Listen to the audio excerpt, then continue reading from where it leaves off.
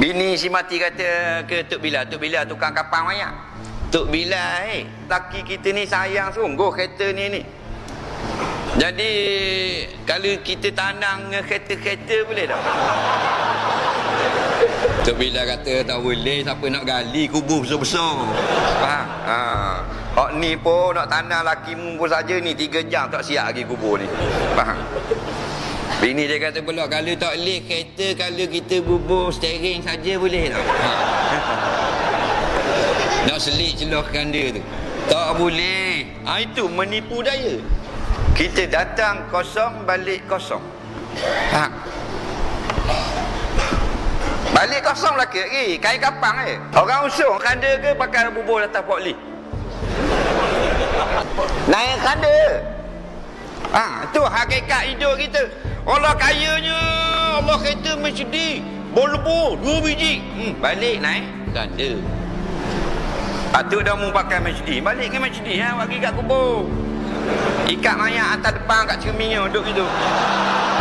Tak? Harta yang telah menipu kita. Kerana harta dunia ni bukan harta kita. Harta sebenar kita Allah akan bagi di dalam syurga. Betul tak? Kalau ada sekarang harta pinjaman, dalilnya bila ayah kita mati, tanah tu boleh ke kita pula.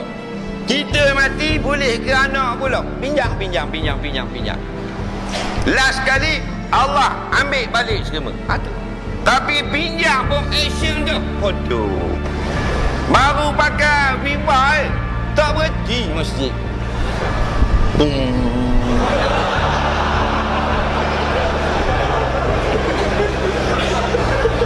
Tok Bila Allahu Akbar dah mari. Lalu saja, pagi lalu sekali masuk opek, petang lalu sekali balik opek. Lalu ke depan masjid. Singgah tak ada masa. Sibuk. Samsung dah baru pakai Viva. Belum Viva Elite.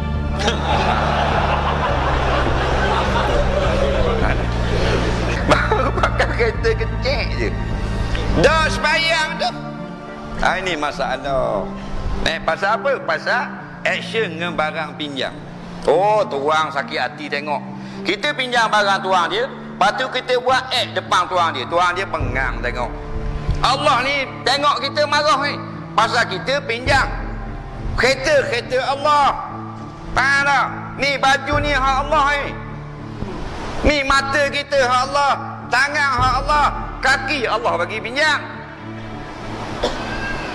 Tiba-tiba lawang dia, marah Allah Ta'ala. Tapi Allah marah tak macam kita. Kita marah kenyek-kenyek tangan tak tumbuh pun geram aku. Aku dapat, aku tiba mampu.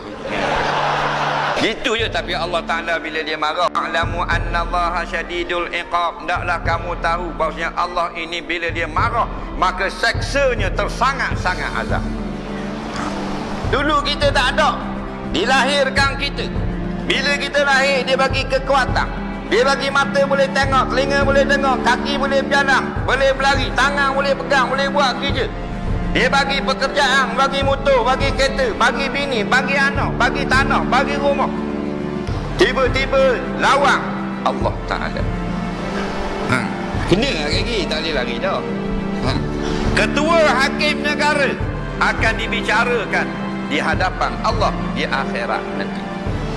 Kerja yang paling mahal gaji, kerja hakim. Tak? Kerja gaji murah, tukang rumah. Kerja kontrak, gaji lain-lain. Pasal apa? Pasal hakim ni payah nak cari orang bijak macam ni. Kerja rumah batu ramai orang boleh. Bangla boleh. Masuk pagi pukul 9, sekilo batu. Gantung kat pinggang. Tong sampai pukul 6 petang. Sampai bekok tangan-tangan. Sekilo batu. Ada. Baku je kayu. Berapa gaji? Sebulan 1,500. Pagi sampai petang kata. Ketua hakim negara masuk, masa dia masuk dia kata, tung. Berdiri. Selamat pagi ya Arif. pun duduk. Pakai kulit naka. Apa tu? Habis bicara dah 10 minit. Dia kata dengan tukur dia. Aku ada tak? Tak ada. Dia pun balik. Seminggu 2 kali kerja. Gaji 40,000. Betul tak? Dah ada kira. Hakim pun akan dibicara di mahsyar nanti. Dalam mahkamah Allah sendiri menjadi hakim. Tangan dan kaki menjadi saksi. Maksud ni boleh kabel bawah. Bang, ni kita cerita hal orang besar-besar, orang kecil-kecil tak usah fikir memang berat dah.